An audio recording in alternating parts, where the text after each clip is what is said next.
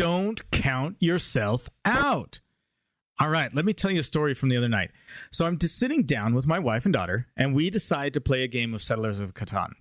If you've never played it, it's a strategy game with 5 different resources: wood, brick, wheat, stone, and sheep. You build settlements on a board made of hexagons, and each hex has a number. And whenever that number is rolled, everyone touching it gets that resource. The goal is to get to 10 points. Settlement is 1 point, cities are 2 points, and there's other bonuses and ways to get points. Pretty simple, right? Well, my starting options weren't great. By the time it was my turn to place a settlement, all of the high-value resource spots were taken.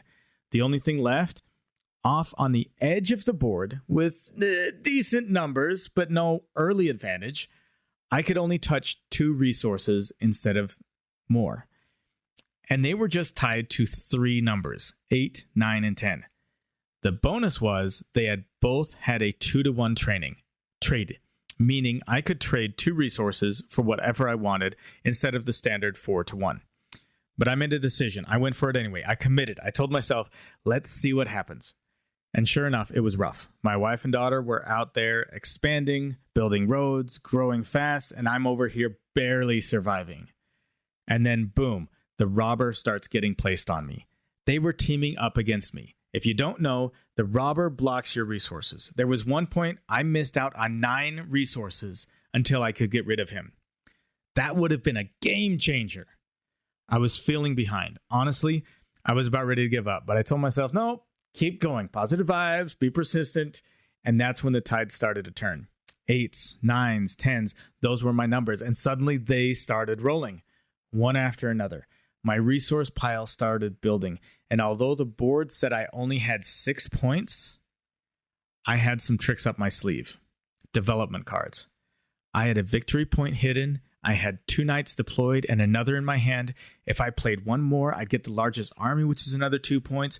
Nobody saw it coming. Everybody thought I was out of the game, but I knew I was just 2 moves away from winning it all. Now here's the best part. My daughter, she was laser focused. She wants to win. She figures out what she needs. She makes a bold trade with my wife.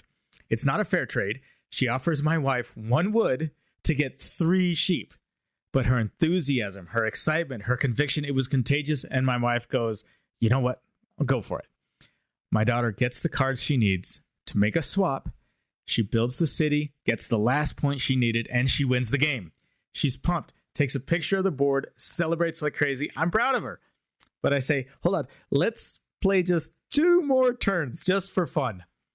My wife's turn, she rolls a 7 and puts the robber on me again.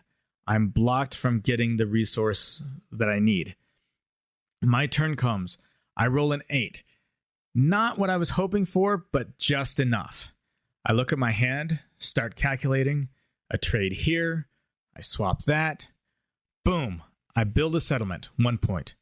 Then I drop my 3rd knight. Now I've got the largest army, 2 more points. Then I flip over my victory card, another point.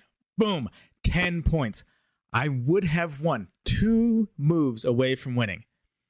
No one saw it coming. They all thought I was behind. They weren't wrong, but they weren't right either. Here's the thing. Unlike this game, just because someone else wins, life doesn't stop. It keeps going. You have another roll. Never count yourself out. You may be playing with a weak hand. You may be stuck with bad rolls. People may be putting the robber on you left and right. But if you stay consistent, if you focus on building, if you commit to the long game, if you keep developing when no one is watching, you can go from losing to winning in 1 turn. So wherever you're at, don't count yourself out. Just because it looks like you're behind doesn't mean you're out of the game. Stay in it because you might just be 1 move away from the win.